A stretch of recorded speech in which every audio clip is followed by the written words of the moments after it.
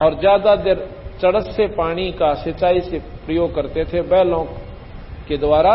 एक चमड़े का जिसमें 2-3 मन पानी आ जाए इकट्ठा ही 4 मन, और ऐसा चमड़े का तरस बनवा के और सिंचाई के लिए प्रयोग किया करते थे। तो थोड़ी ही जमीन में वो फसल बोई जाती थी। परमात्मा बारिश कर देता था तो ज्वार बाजरे वैसे हो जाते थे, ऐसी वहां पर थी। बाकी फसल जमीन खाली रहती थी। एक दिन 10 वर्ष की आयु में सन 1727 में फागुन का महीना था, द्वादशी का दिन था। सुबह सुबह 12, 10, 11 बजे, क्योंकि फागुन उतरते फागुन में तकरीबन गर्म से दिन आ जाते हैं। थोड़े थोड़े दिन में थोड़ी बहुत ऐसे धूप सी सुहान लग जाती है, थोड़ी तेज भी लग जाती है। तो वो क्या किया कि सारे पाली से, उस दिन गर्म दिन था, उस एक जांटी के पेड़ के नीचे पाली बैठ रहे थे, गऊ चर रही थी। इतने में उन्होंने देखा कि एक भक्त राह चालता एक संत आने लग रहा है। वो कौन था? वो भगवान कबीर साहब थे। कबीर साहब टोपी सिर पे और छोटी छोटी दाढ़ी और धोती और कुर्ते में। ये कबीर साहब काशी के अंदर 120 वर्ष रह करके विक्रमी संवत 1575 में काशी के अंदर हजारों व्यक्तियों के सामने अपने शरीर को फूलों में परिवर्तित करके और अपने सतलोक धाम को चले गए थे। 1575 सन 1518 219 वर्ष के बाद वही शक्ति, वही परमात्मा कबीर साहब दोबारा छुड़ाने में आते हैं। अपनी सब शक्ति से प्रकट होकर आके बैठ जाते हैं उन पाड़ियों के पास। पाड़ी पूछने लगे, भाई कहां से आ रहे हो, कहां जा रहे हो? और फिर कहने लगे कि आ जाओ भोजन पाओ भाई, राह चालते। कबीर साहब कहने लगे, भाई भोजन मैं नहीं खाता, तो दूध पी ले। पहले अतिथि सेवा बहुत होती थी। राह चलते ने हाथ जोड़कर प्रार्थना किया करते थे, भाई खाने का समय, भोजन खा के जाइए। ऐसा ही बच्चों में संस्कार पड़ा हुआ था। तो वो कहने लगे, भाई दूध पी लेता है, दन्यू ताम जान को न जा।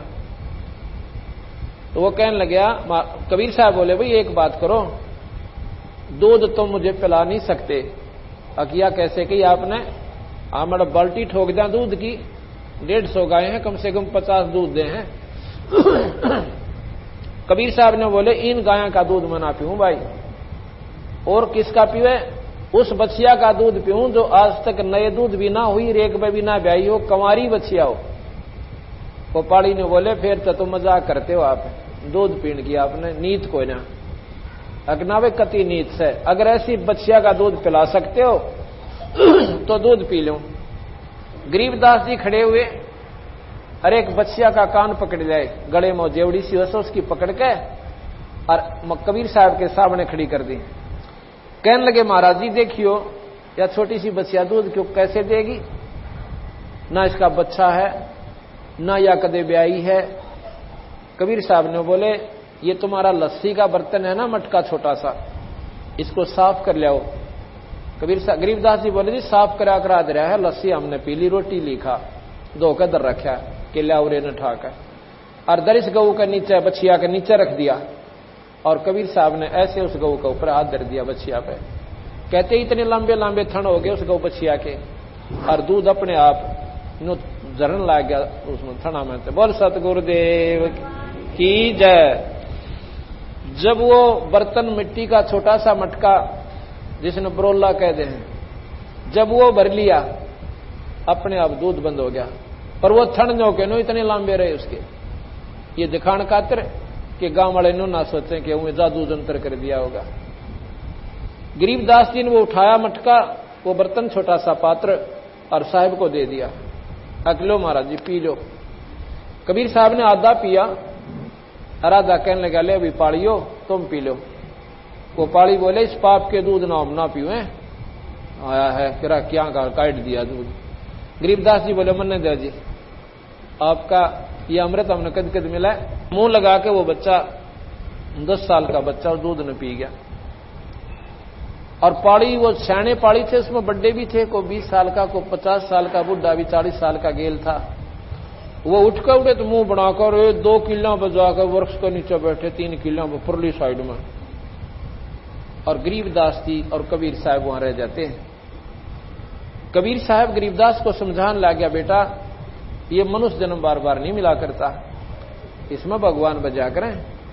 और देख भगवान नहीं बजेंगे तो ये गौ, ये बैल, ये गिद्दड़, ये कुत्ते, ये सुअर, ये वृक्ष, ये गंदी नाली के कीड़े, ये दुनियापन भोगनी पड़ेंगी। महाराज जी फिर ये कैसे मिटे हमारा दुख कि भगवान का भजन करना चाहिए। वो कहने लगे भगवान का भजन तो हम खूब करें। कैसे करते हो कि सुबह उठा ना अपने माँ बाप को कहते हैं राम राम, और कोई मिलता रास्ते में उसको भी कहते हैं राम राम भाई राम राम। कहने लगे नो नहीं भाई, राम राम कोई जपने का अक्षर नहीं है। अकोर जी अक नहीं, राम राम जैसे कोई बीमार ने नो कह दे भाई दवाई खाओ, दवाई ले ले भाई, दवाई ले दवाई ले। अब दवाई लेने के लिए जब हम जाएंगे केमिस्ट के पास, वो पूछेगा कौन सी दवाई भाई, के बीमारी है, उसका के नाम और नाम होता है वो दवाई का। अगदिनों को करे कैसे ही है भाई। हम राम राम क्यों कहते हैं? हम ये कहते हैं कि भाई राम है जो कुछ है, बाकी ये सब नकल सौदा है। हम राम राम का क्यों कहते हैं एक दूसरे को? राम में राम भाई, एक को कहते हैं ना राम राम, तो आगे वाला क्या उत्तर देता है? राम में राम भाई, राम ही राम भाई, कि जो कुछ है राम ही है, बाकी तो नकली सौदा है। इसलिए उस परमात्मा को याद करना चाहिए। कहने लगे जी न्यू तो हम भगवान कृष्ण की, रामचंद्र जी की कोई नौमी राठम मनाते हैं, अगना इसके मनाने से भी काम ना चल है। ये तो एक वैसे आपको याद कि जो जैसे कृष्ण जन्माष्टमी, रामनवमी, ये तो उस परमात्मा की याद का प्रतीक है, आत्म कल्याण नहीं इससे।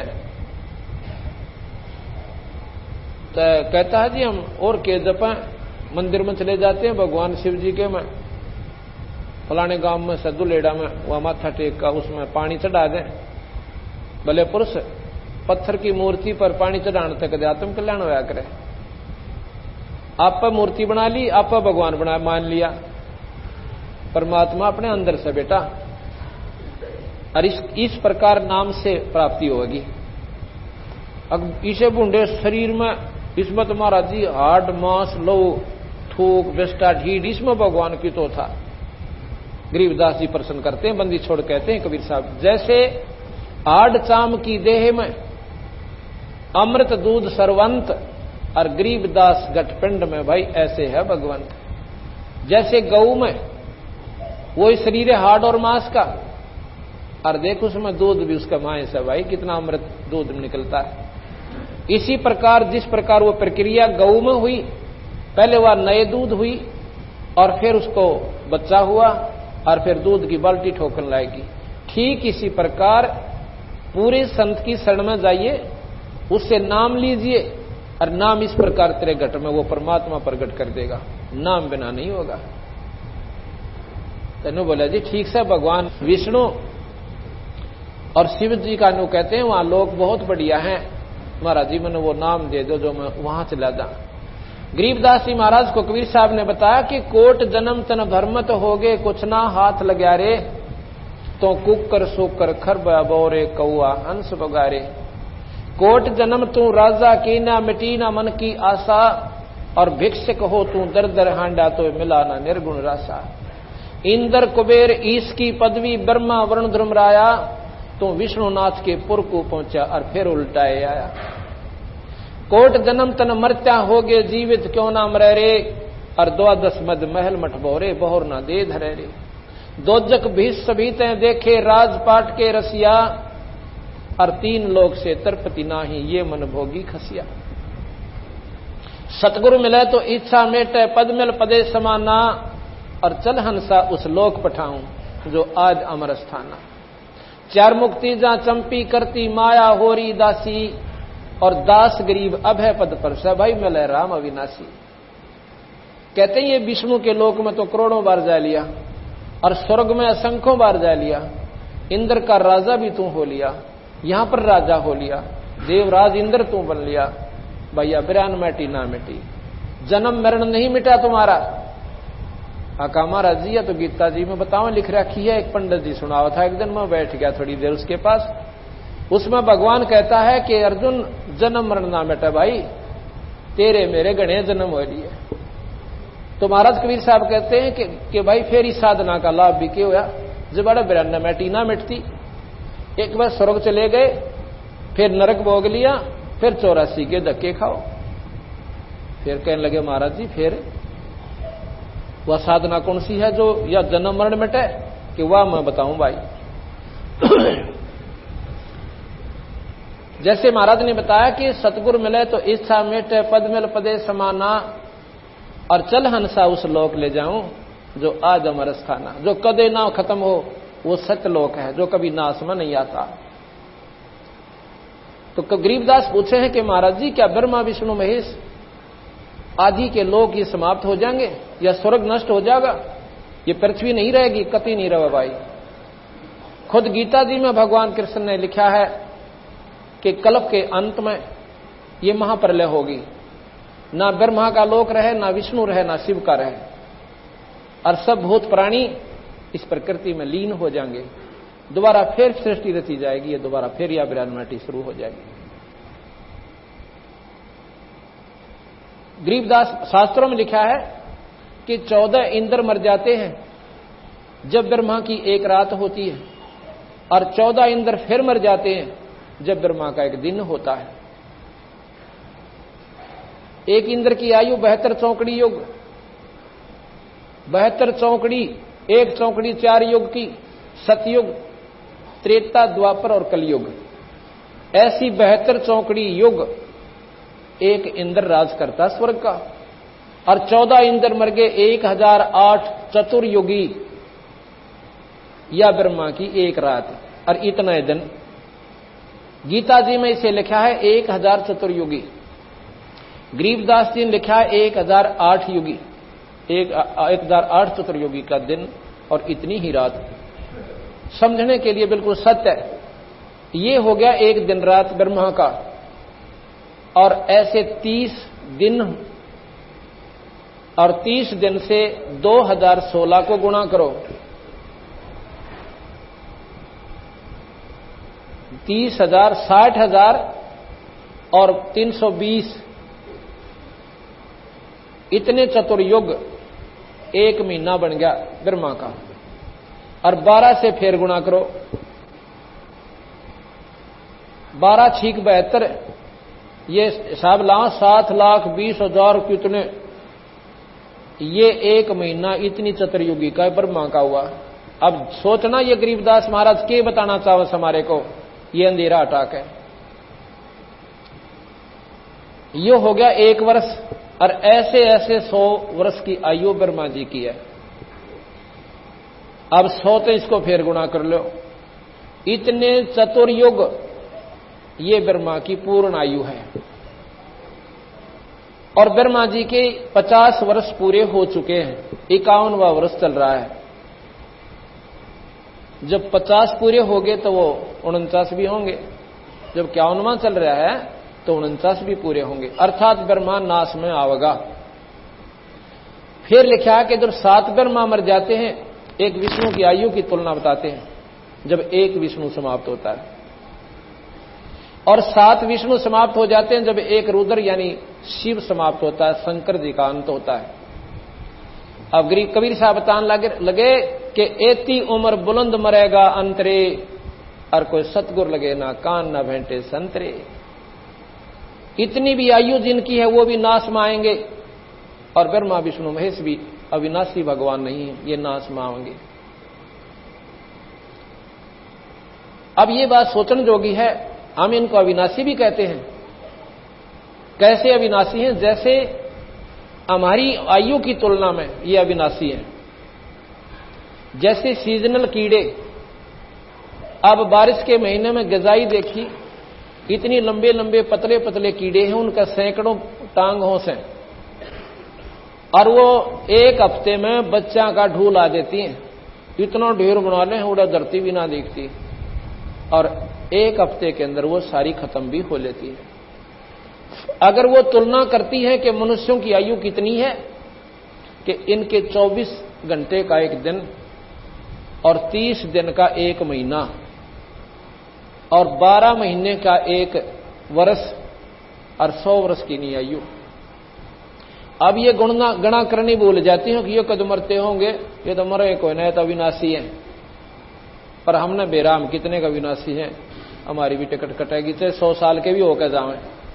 इसी प्रकार हमारी तुलना उन देवताओं की आयु के सामने कीड़े मकोड़ों के समान है, लेकिन मरेंगे वो भी, नहीं तो फिर गीता जी का ज्ञान गलत हो जाता है। तो बंदी छोड़ भगवान कबीर साहब ने बताया कि 4 मुक्ति जहां चंपी करती। गरीबदास जी ने पूछा कि महाराज जी ध्रुव प्रहलाद कहते हैं वो तो पार हो गए। अगर नहीं बेटा, वो भी पार ना हुए, वो स्वर्ग में है और कल्प के अंत में स्वर्ग नष्ट होगा। वो भक्ति जब समाप्त हो जाएगी, उनका कमाई खत्म होगी, वो ध्रुव प्रहलाद आदि भी दोबारा फिर स्मृत मंडल में नए सिरे भक्ति शुरू करेंगे, और फिर उनका सूत बैठा भक्ति का, ना बैठा कोई बड़ी बात नहीं है। फिर कहने लगा महाराज जी फिर ये तो बूंडा काम से, कद मारे कैसे सूत बैठे, अकमा बताऊं कति आसान। 4 मुक्ति, ये चौथी मुक्ति प्राप्त हंस से ध्रुव और प्रहलाद कहते हैं 4 मुक्ति जहां चंपी करती माया होरी दासी, और दास गरीब अभय पद पर से वो मिले राम अविनाशी। वो परमात्मा, वो राम, वो अविनाशी भगवान मिले भाई। वो कौन है? वो सतपुरुष है, वो पूर्ण ब्रह्म है, वो सतलोक में रहता है, वो कभी नष्ट नहीं होता, और उस सतलोक से ही ये सारी सृष्टि उत्पन्न हुई। ये आपको कल सुनाएंगे सृष्टि की उत्पत्ति कैसे हुई और हम यहां क्यों दुख पाए, इसका उद्देश्य क्या था। तो गरीबदास महाराज ने बोले जी मेरा तो यह बात समझ में नहीं आती, हमने कितने सुनी नहीं है बातें जो आप बता रहे हो महाराज जी। वैसे गलत नहीं मानते हम, क्योंकि संत जब कह रहे हैं तो हमारे सामने इतनी बुद्धि नहीं है कि आपकी बात को हम अस्वीकार करें, परंतु यह बात समझ में मेरे तो आती नहीं, हमने सुनी नहीं कितना। तो कहने लगे महाराज जी, गरीबदास जी कहें कि इतना बढ़िया लोक सत्य महाराज जी मैंने दिखा सकते हो। अगर दिखा सकता हूं, पर भैया सिर दड़ की बाजी है। अगर जी सिर भी आपका और यो दड़ भी आपका। और मैंने फिर कहने लगे भाई उपदेश लेना पड़ेगा बेटा, नाम लेना पड़ता, अगर इब्बा दे दो। महाराज जी ने उपदेश दिया, कहने लगा ध्यान लगा शरीर में, अब तुझे वो सतलोक दिखाता हूं। महाराज अपनी शक्ति से कबीर साहब इस जीव आत्मा को निकाल के और ऊपरले मंडलों में ले गए। वहां का शिव का लोक दिखाया, विष्णु का लोक दिखाया, ब्रह्मा का लोक दिखाया, माता का लोक दिखाया। स्वर्ग के अंदर के हालत से प्राणियों की वहां के काम हो रहे हैं वो सारे दिखाए। गणेश का लोक दिखाया, और फिर सारे जो वहां पर नरक दिखाया, वहां जीवों की के हालत से। और फिर वो निरंजन दिखाया जो 1 लाख जीव रोज यहां पर खाता है, जिसके लिए हमारे को यहां पर नकली सांग में उड़ जाके गिर रखा है। वो निरंजन दिखाया उस 21वें ब्रह्मांड के आखिरी लोक में, वहां जाकर देखा उसका विकराल रूप। कबीर साहब की शक्ति के सामने वो निष्क्रिय हो गया। तो वहां से महाराज गरीबदास जी को सतलोक लेकर गए। सतलोक में जाकर जो सुख देखा, उन हंसों से मिले। इधर से क्या होता है कि गरीबदास महाराज का शरीर निष्क्रिय हो गया। जब समाधि लग जाती है, ये शरीर मृत समान हो जाता है, ना इसमें सांस आवे। दुनिया ने सोचा कोई अनजान आदमी के खत्म हो चुका। इतनी देर में वो पाड़ी जो दूर बैठ गए थे 2-3 घंटे बाद आते हैं और कहते हैं रहो गरीब, खड़ा हो गरीबू। और गरीबदास महाराज ऐसे अपना सिद्धासन लाके अर्जों बैठे, आंखें खुली और ऊपर ने ध्यान ऐसे लगा रखा, लेकिन वो आत्मा उसमें नहीं थी, वो शरीर दरिया था, रखा हुआ था। उन्होंने आके अलाया रहो, खड़ा हो भगत जी, देखा को नहीं, आसन ला के बैठ गया। जा तेरी गौ 3 घंटे घेर दी है, इब तन्ने घेरनी पड़ेगी, चौगर देता है, बेरा पटेगा। ऐसे हाथ लगाया तो वो गिर जाता है। वो रोने लग गए सारे। अगो बाबा जी बेरा ने के पे आ गया, छोरे ताई बांध देता है, और यो तो मर गया भाई। भाग लेते हैं, 1-2 गौओं के पास रहा, वहां रहे और 2-3 गांव भगा दिए कि जल्दी ला, गांव वाले ने बुला के और गरीबदास कह दियो गरीबू मर गया। उन्होंने जाते ही गांव में बता दिया। गांव छोटा सा गांव होता था, पहले छोटे छोटे गांव थे, आज से 250 वर्ष पहले की बात है, 300 वर्ष पहले की। तो गांव में जाते ही सारे के सारे गांव के लोग इकट्ठे हो गए। इतने बड़े जमींदार के, और एक का लड़का वो मर गया, तो सारे गांव में करलाट मच गया। माता पिता ने सुनते बेहोश हो गए। अब गांव वाले बोले भाई कुछ ना बने, चलो लाश ने संभालो।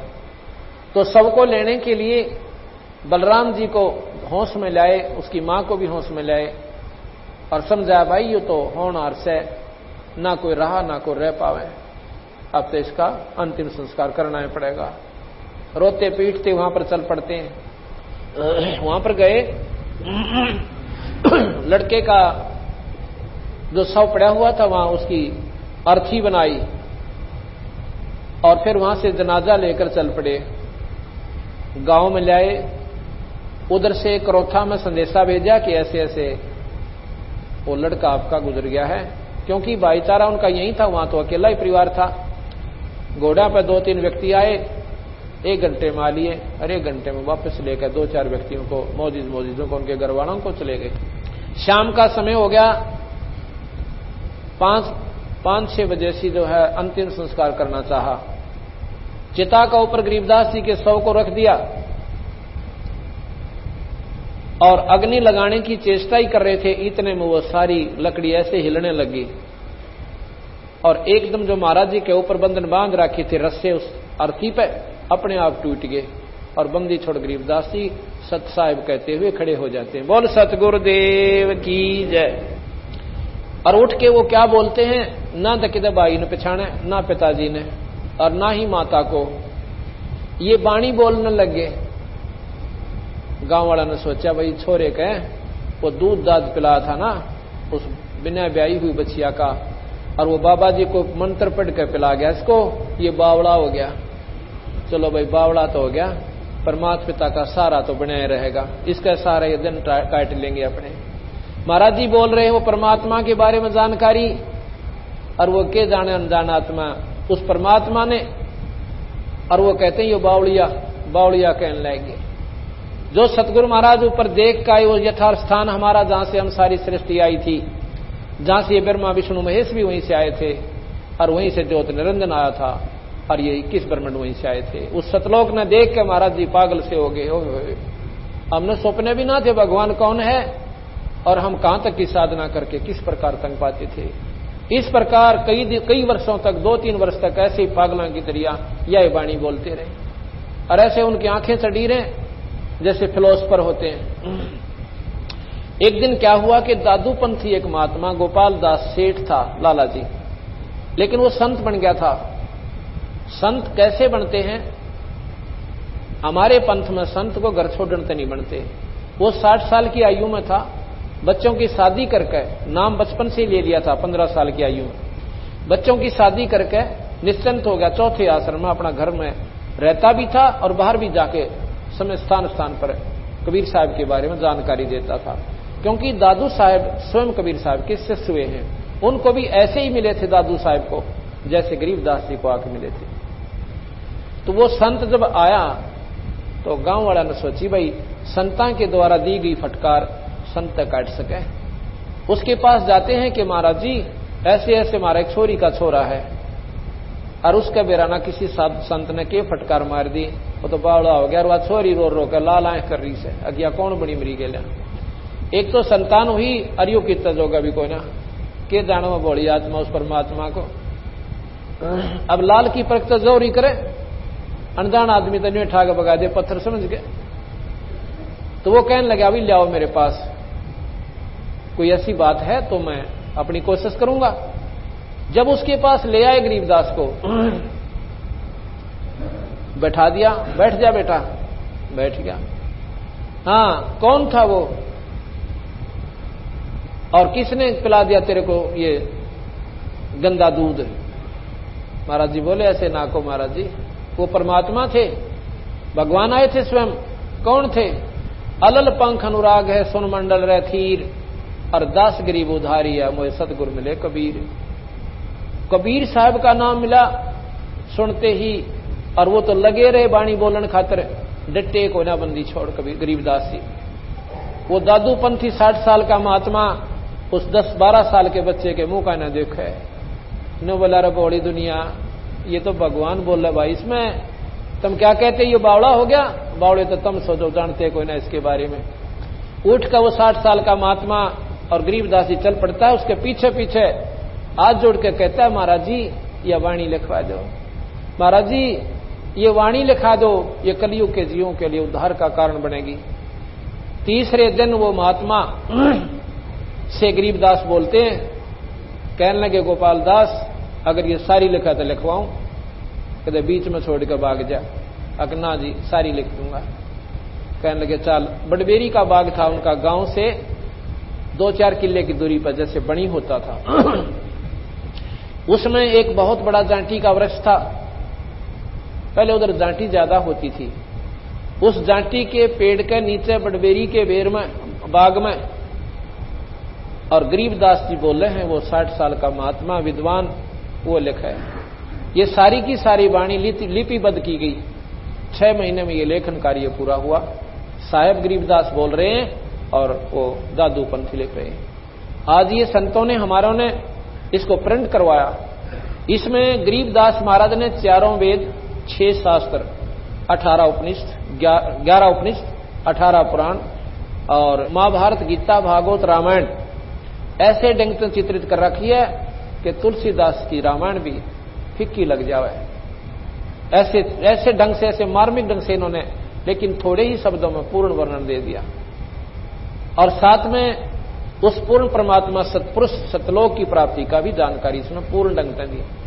ये क्यों लिखी इन्होंने कि कोई न्यू ना सोचे कि गरीबदास महाराज ने इन शास्त्रों का ज्ञान को न था। पंतांजलि का योग शास्त्र उस अनपढ़ महात्मा ने, गरीबदास महाराज ने, भगवान ने ऐसे ढंग से लिख रखा कि योगी सिर मारते, क्योंकि वह स्वयं ईश्वर थे। उन शरीर के अंग अंग छान के इसमें लिख रखे। एक 104 साल के महात्मा योगी रामानंद जी महाराज जी, और बहुत तगड़े शास्त्रों के जानने वाले, उनके साथ योग मार्ग को ऐसे ढंग से चित्रित कर दिया कि वो 104 साल का महात्मा और कबीर साहब के 5 साल के बच्चे के पाया में पड़ गया। कबीर साहब के, अब कबीर साहब और गरीबदास जी, ये 2 दिन आपको ये नाम सुनने को मिलेंगे। और साथ में एक पात्र होगा ज्योत निरंजन, जो आपके लिए कति नया होगा। ये तीनों अक्षर आपके लिए नए होंगे। और बाकी हमारे 3 पात्र और होंगे, ब्रह्मा विष्णु महेश, ये आपके सुने सुनाए होंगे। इनकी महिमा भी आपको ज्यों की त्यों बताई जाएगी, जो कि आज तक हम शास्त्रों में पढ़ते और सुनते आए। इन्होंने क्या किया है कि इन शास्त्रों का निष्कर्ष निकाला और यह भेद दिया कि ये 3 लोक के भगवान से भाई ब्रह्मा विष्णु महेश, यही शास्त्र बता रहे हैं। लेकिन 3 लोक की क्या साधना है और किस विधि से श्रेष्ठ साधना इनकी आप कर सकते हो। जो अन्य आप साधना करते हो वो मुक्ति की नहीं है। ना शिवलोक प्राप्त कर सकते, ना विष्णु लोक प्राप्त कर सकते, और ना ही आप आत्म कल्याण करा सकते। इन भगवानों की साधना भी आप गलत करते हो। आप क्या करते हो, जैसे अभी बताया था कि तीर्थ पर जाते हो, मंदिर में मूर्ति बनाकर उस पर पानी डाल देते हो, वहां भगवान नहीं से भाई। ये धोखा तुम्हारे साथ अनजानपने में किया हुआ से। किसी पूर्वज हमारे अनपढ़ होते थे, किसी अनजान से वो पूछ रहे थे ज्ञानी विद्वान से कि भगवान कैसा होता है महाराज। 1 बार पूछा, 2 बार पूछा, उसने सोचा ये तो कान खा लेंगे। उस विद्वान ने केकरा कि भगवान विष्णु का साधक था, तो विष्णु जी की मूर्ति बना के, जैसा भी वो अपने दर्शन करता था उसके अपने नाम साधना से, वो आकृति मिट्टी की बना दी और फिर वो रख दी कि भाई ऐसा है वो मेरा भगवान। ये भगवान विष्णु के 4 भुजा बना दी, हाथ में शंख गदा चक्कर दे दिए, और यो सब भाई इसने माथा टेक, मैं इसकी आदर करता हूं। आदर के लिए स्वयं माथा टेकते थे वो संत, और उनको भी बता दिया कि भगवान ऐसा हो सब भाई। और फिर उसकी पूजा शुरू हो गई। फिर वह पत्थर की बन गई। उस पत्थर की मूर्ति पर पानी चढ़ने लग गया, पतासे चढ़ने लग गया, उसको भोग लाने लग गया। महाराज के ये तो उनको इसलिए बताया था परमात्मा ऐसा होता है, लेकिन उसको पाने की विधि ये नहीं है कि उस मंदिर में पानी डालने जाओ। जैसे बच्चा स्कूल में पढ़ता है, उसको दिखाते हैं आ का आम, आ का आम, आ अक्षर की जानकारी और साथ में आम का चित्र। अब बच्चा उसने बार बार देखा और फिर आम खाना चाहे, क्योंकि आम के गुण का ज्ञान, बहुत मीठा होता है, फलों का राजा होता है, शरबत से भी मीठा होता है, तो खाने की इच्छा वो चाहे तो कैदा खोल के बैठ जावे, आम खाऊंगा। और कोई जानकार जिसने है वो कहा बेटा इसमें आम को ना, ये आम नहीं है इसमें, अग्नि ये आम है। मारे गुरुजी बताया करते हो आका आम, ये तो मूर्ति दिखाई तेरे को भले पुरुष, ये किसने बहका दिया? आम तो मंडी में मिला है और जेब में 20 रुपये हो और जब मिला है, इस कैदे में आम नहीं है। इसी प्रकार पत्थर में परमात्मा, उस मंदिर में भगवान नहीं है, वहां उसका चित्र है। उसने 100 बार देख सकते हो और लाख बार देख सकते हो, आदर भी कर सकते हो, पर आत्म कल्याण को ना। जिस प्रकार आम खाने के लिए जेब में पैसे हो और मंडी में जाकर आम नाम से पुकारे, आपको पैसे के बदले में वो आम मिले।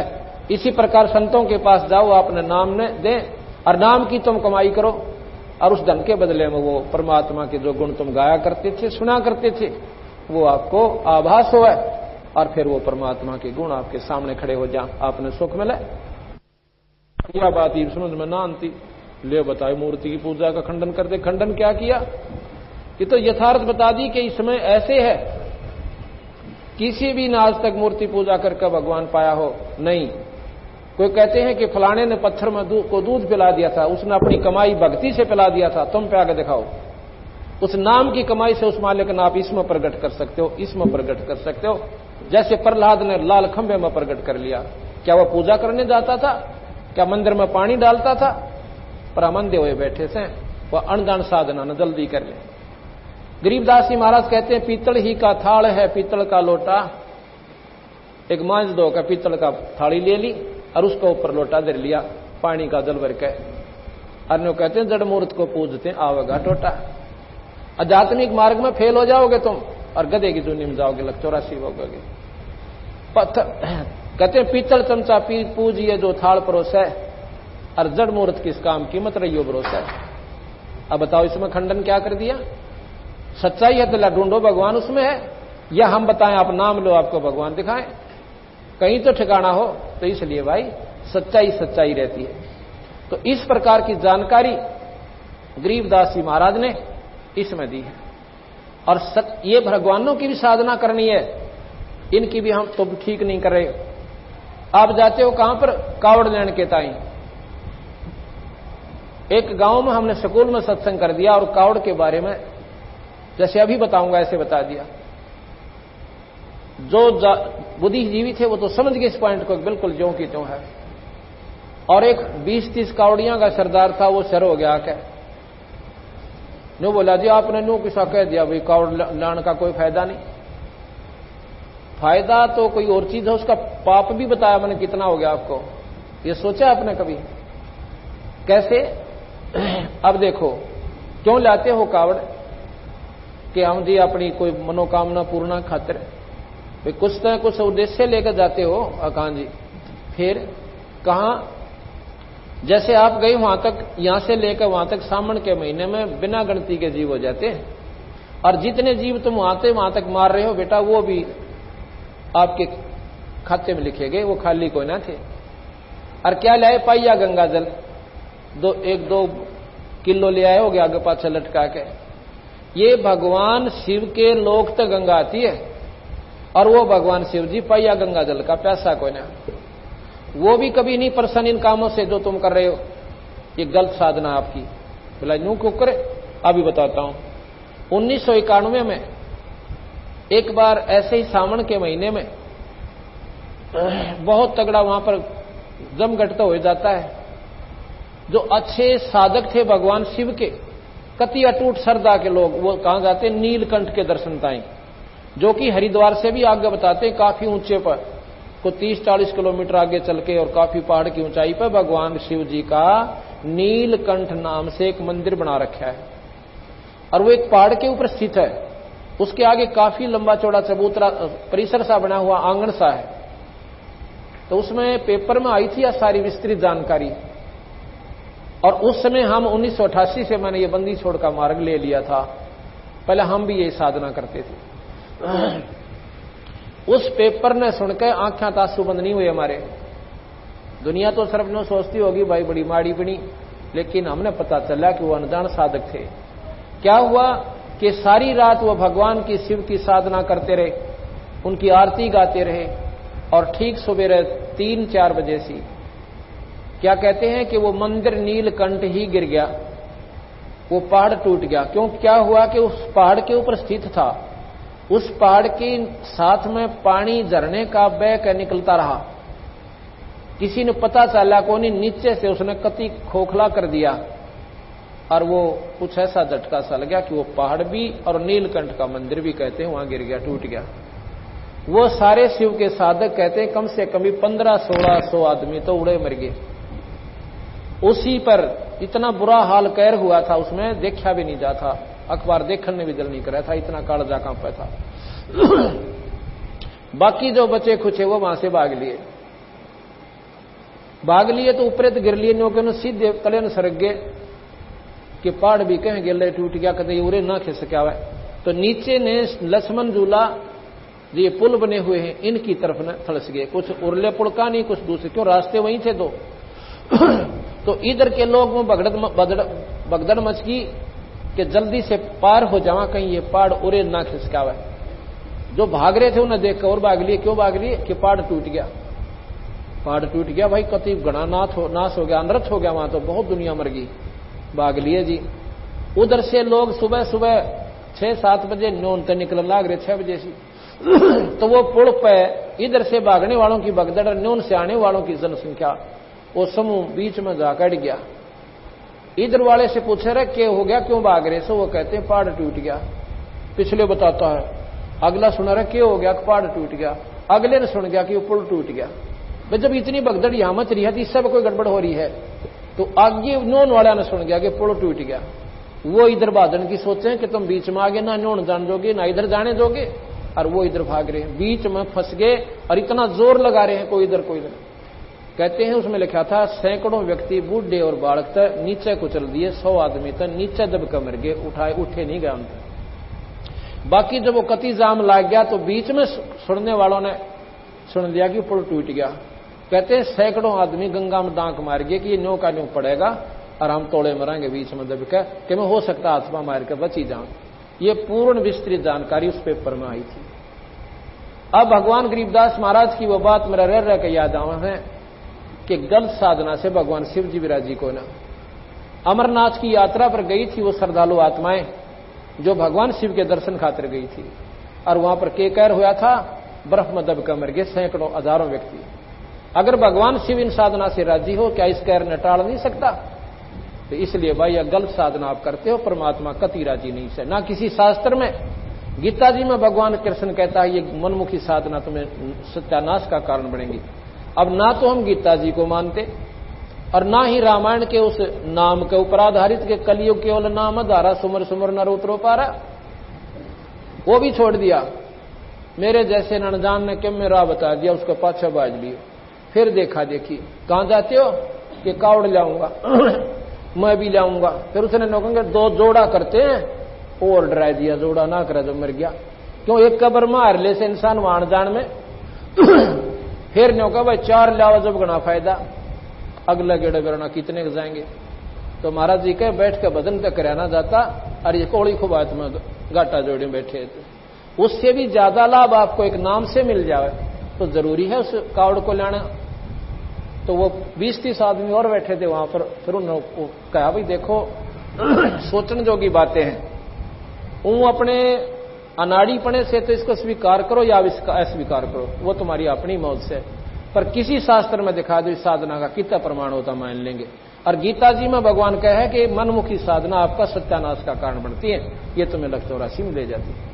बताओ, ना तुम गीता जी को स्वीकार करते और गीता जी की महिमा गाओ देश ते गणी, तो निरी महिमा तो बात नहीं, उसका अनुसरण आपने करना पड़ेगा। तो इसलिए बंदी छोड़ भगवान गरीबदास महाराज ने ये जानकारी देने के लिए ये इतने बड़े ग्रंथ साहब की रचना करनी पड़ी। कति अनपढ़ और इसमें विद्वान फेल हो जाते हैं उनकी वाणी के सामने। सभी शास्त्रों का ऐसा निचोड़ काट दिया, उनको कति सुचारू कर दिया। जैसे विष्णु पुराण में लिख रखा है कि विष्णु जी सृष्टि के बनाने वाले हैं, रचना करने वाले, और इन्होंने शिव और ब्रह्मा की उत्पत्ति की। ये शिव पुराण मेरे पास रखा, किसी ने पढ़नी हो तो विष्णु पुराण पढ़ लेना। और फिर विष्णु और कहते हैं ब्रह्मा और शिव की उत्पत्ति स्वयं भगवान विष्णु ने की अपने सहयोग वास्ते। विष्णु पुराण में लिखा है कि विष्णु शिव जी जो है सब देवन पति देव है और सारी सृष्टि का रचने वाला यही है, और ब्रह्मा और विष्णु इन्होंने ही बनाए हैं। ब्रह्मा पुराण में लिखा कि ये प्रजापिता है और शिव और ब्रह्मा विष्णु इन्होंने ही बनाए हैं। शक्ति पुराण में लिखा है कि ये जगत जननी है, ये जगदम्बा है, ये तीनों देवताओं की मां है, ब्रह्मा विष्णु महेश की ये माता है, और यही सारी सृष्टि की रचने वाली है। अब गरीबदास जी महाराज कहते हैं भाई जब शास्त्र तो हैं सारे और उनका लेखक भी एक ही है, व्यास जी ही गीता जी का लेखक, व्यास जी ही 18 पुराणों का लेखक, और सुख सागर आदि का ये व्यास जी ही लेखक है। अब गरीबदास महाराज ने सारे शास्त्रों को एक ऐसे मोड़ पर जाकर धर दिया। एक ऐसी कहानी हम आपको कल सुनाएंगे जिसमें ये सारे के सारे शास्त्र अपने आप सुलझ जाते हैं। ना ब्रह्मा बड़ा रहे, ना विष्णु छोटा रहे, ना शिव में कोई कमी पावे। उसकी एक ऐसी विधि भी तो उन्होंने बताई है, जब हमने उस मूल का बेड़ा पाटेगा जब पता चलेगा ये कौन शक्ति है और कहां से उत्पत्ति हुई और क्या ये इनके काम है और कैसे ये हमें लाभ देते हैं। तो वो सृष्टि रचना हम आपको कल सुनाएंगे। सबसे पहले कल सृष्टि रचना शुरू होगी और उसमें पूरा विवरण दिया जाएगा। आज आपको सत्संग के माध्यम से और आदि पुराण गरीबदास महाराज जी का शुरू कर रहे हैं। इसमें रामायण भी, महाभारत भी और शिव पुराण भी, बहुत कुछ आपको सुनने मिलेगा और बहुत आनंद आएगा। अभी 10-15 मिनट के बाद आज रेस्ट करेंगे, पहले सुनिए। आदि पुराण।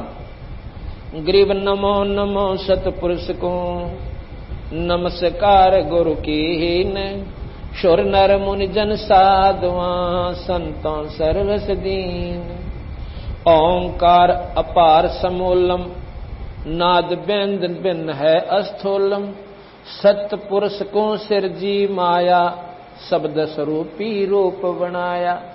सतपुरुष ने माया बनाई, सतपुरुष ने या शेरा वाली माता की उत्पत्ति की।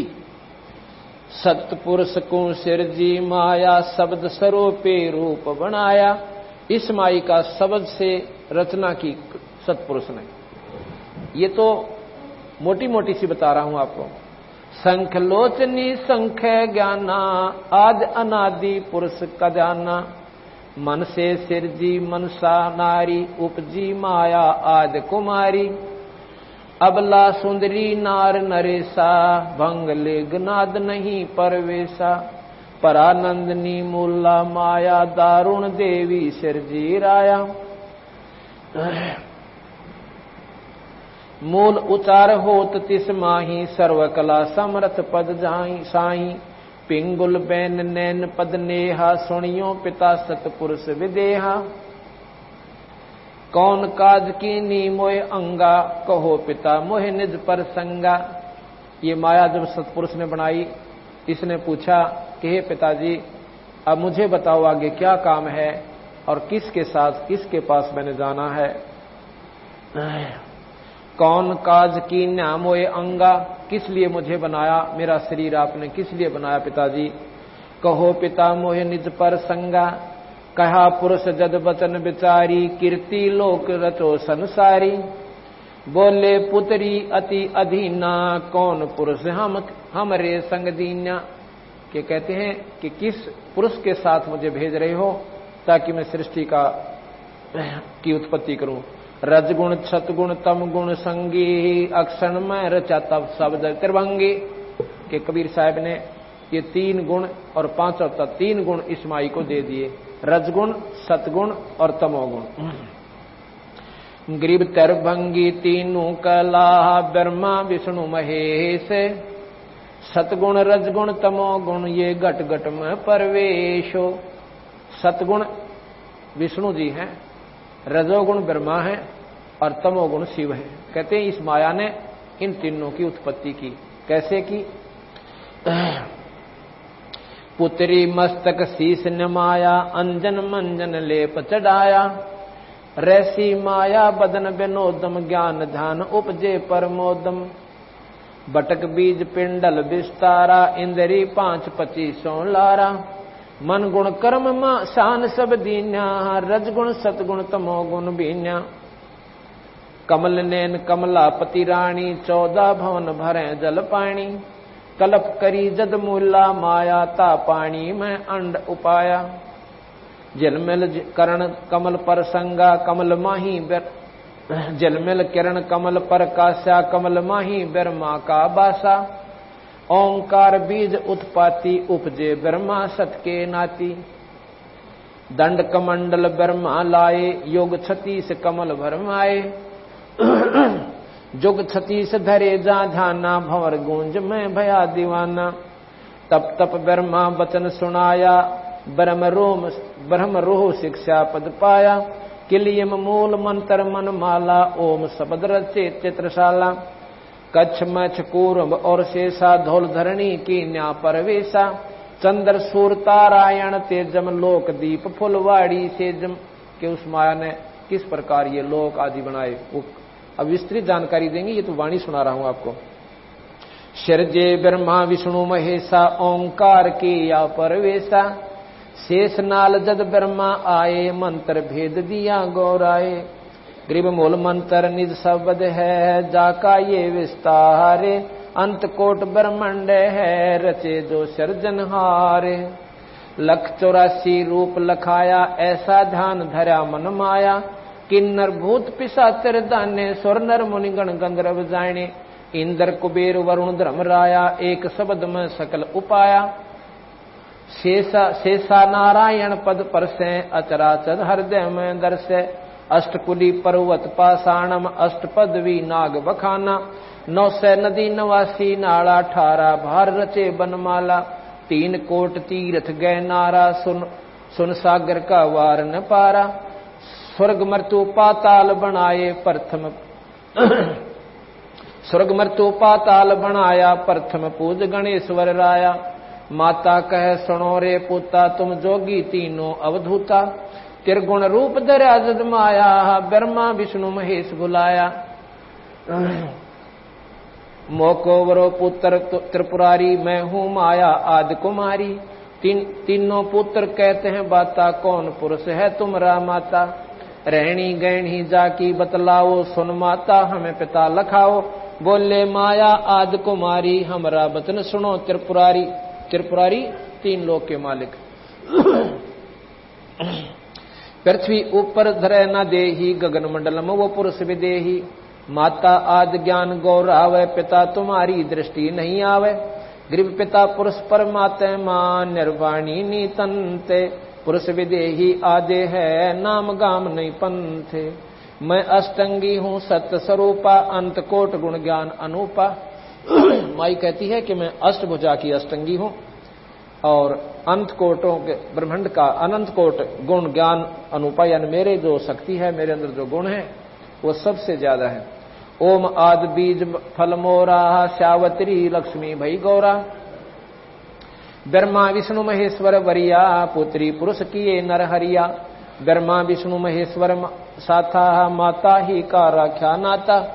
जाकू देख जगत सब भूला, एक अग्नि एक चूल्हा। अंधकार गुण किया परेरी, सोई माता सोई चेरी। सतपुरुष निर्गुण निर्बानी, संख कल्प युग जोग ध्यान। सतपुरुष निर्गुण निर्बाना, संख कल्प युग योग में ध्याना। संख कल्प युग गए बिहाई, ब्रह्मा समाधि अखंड लगाई।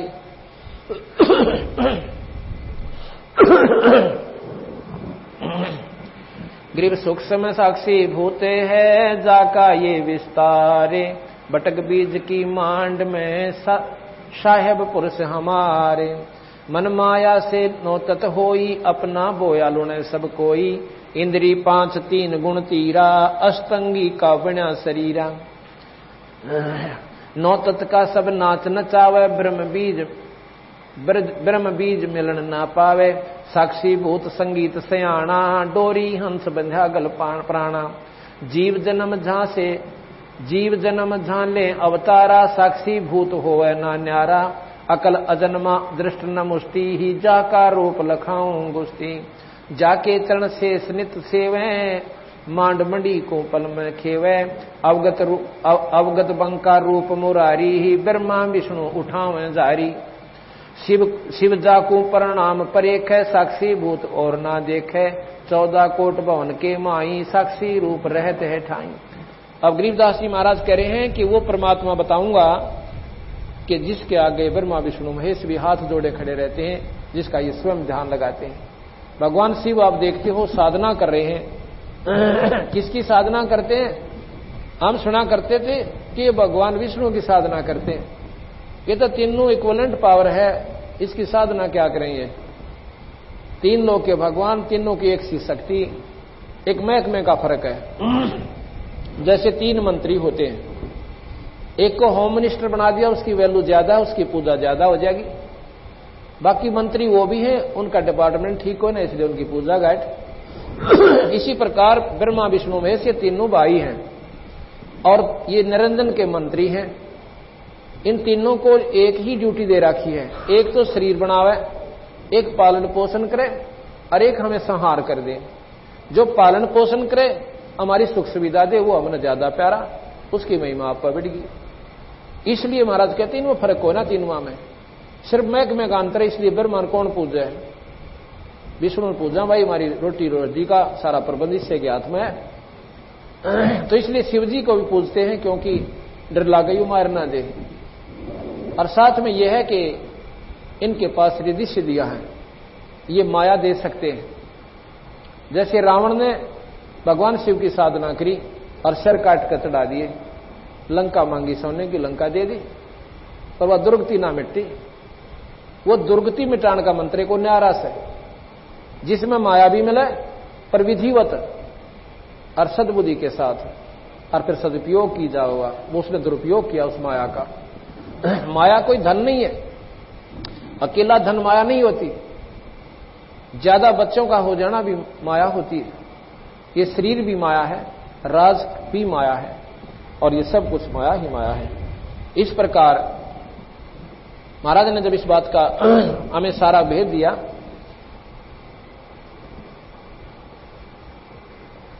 तो उन्होंने बताया कि ब्रह्मा विष्णु महेश ये 3 लोक के भगवान हैं।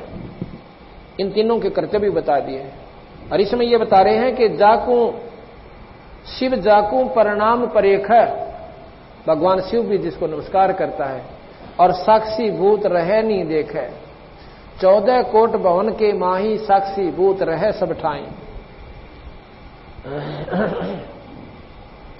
अवगत बंका रूप मुरारी, और ब्रह्मा विष्णु उठावे जारी।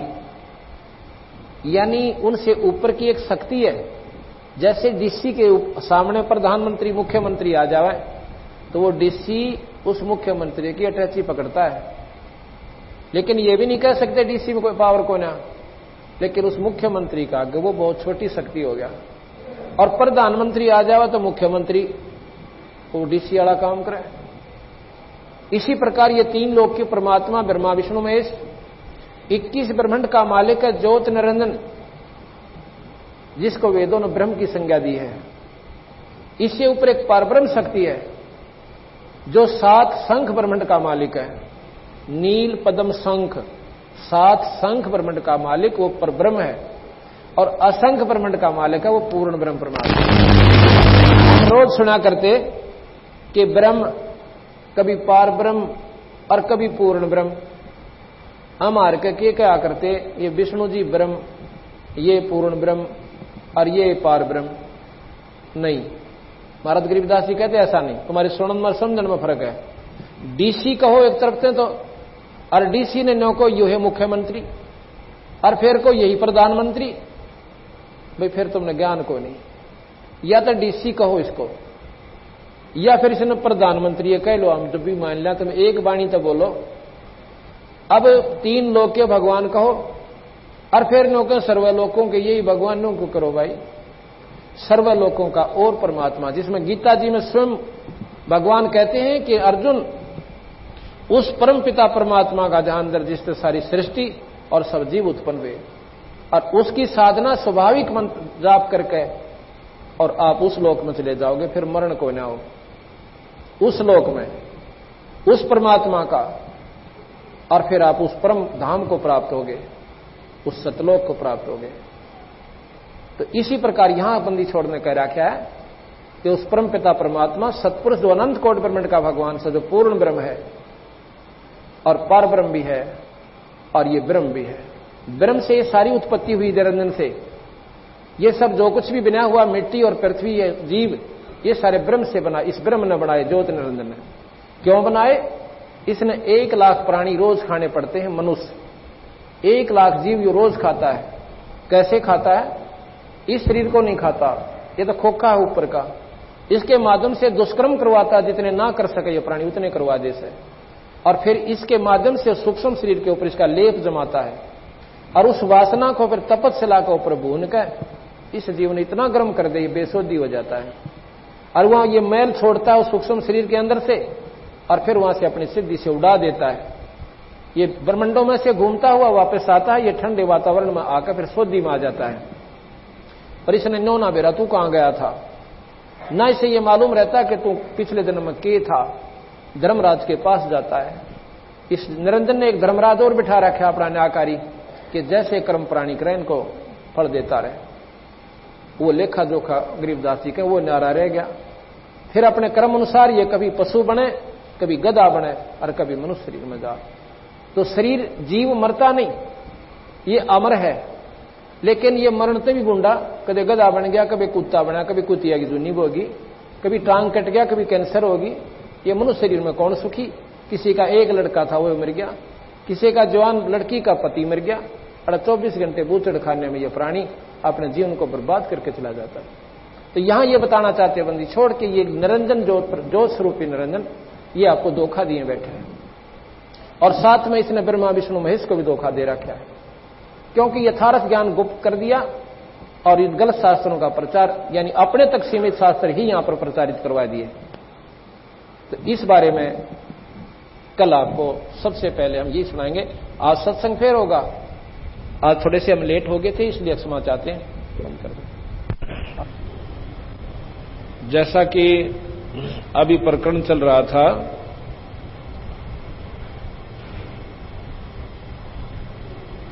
कि पूर्ण ब्रह्म परमात्मा अनंत कोटि ब्रह्मांड के भगवान सत्पुरुष हैं, उनके बारे में गरीबदास जी महाराज ने आंखों देखा और अपनी आत्मानुभूति के आधार पर ये सारे ग्रंथ साहिब की रचना की। वही वाणी में आपको सुना रहा था।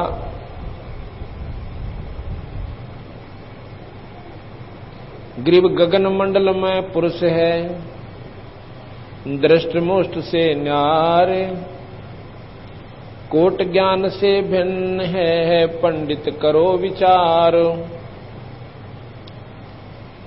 श्वेत वर्ण सब साहेब शुभ रंगा, जा में उठे अनंत तरंगा। 5 तत्व के मैं 9 तत्व का, भेद लखावत हूं सब गत का। 9 तत्व के मैं 12 देवा, इंगला पिंगला मध्य परेवा। 12 मध्य गोष्ठ समाना, गोष्ठ माही राई परवाना। मृत्युलोक मूर्ति मैं मनता, हरदम खेल फाग बसंता। मात पिता ना जननी जाया, सो अनुभूत पुरुष हम पाया। बंदी छोड़ भगवान कहते हैं वो सत्पुरुष, वो परमात्मा जिसका सफेद ही रंग है और सफेद ही वहां का श्वेत सतलोक है, वो परमात्मा हमें प्राप्त हुआ गुरुदेव की कृपा से। गरीब अकल विहंगम रूप है, साहेब समर्थ आप। पिंड ब्रह्मंड में रम रहा, जाका जप ले जाप।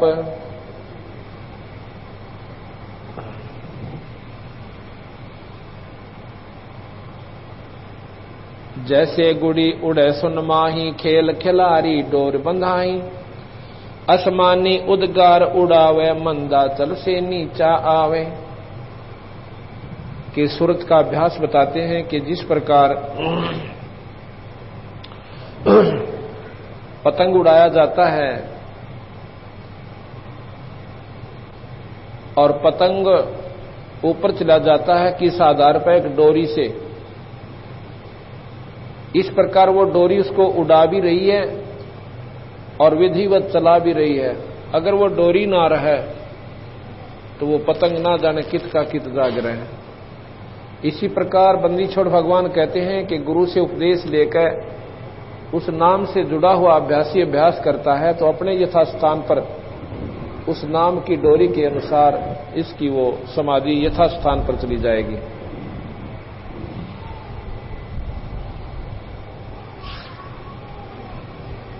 नाम की महिमा बंदी छोड़ बताते हैं कि पृथ्वीला प्रतीक्षणा देवा, तो इस मन का लखै न भेवा। सर्वाधिक में बैठे जाई, 14 भवन पलक फिर आई। सो तो मन के हाथ बेकाना, भौर बहे हैं शुक्र समाना। जो लोग मनमुखी साधना करते हैं उनके बारे में बंदी छोड़ महाराज कहें, कोई तो तपस्या कर लेता है, कोई अन्य साधना करता है, ये सब मन ने इनको भ्रमित कर रखा है। कभी स्वर्ग में चले जाते हैं, जैसे सुखदेव जैसे योगी अपनी साधना करके और स्वर्ग चले जाते थे और स्वर्ग से फिर वापस आ जाते थे।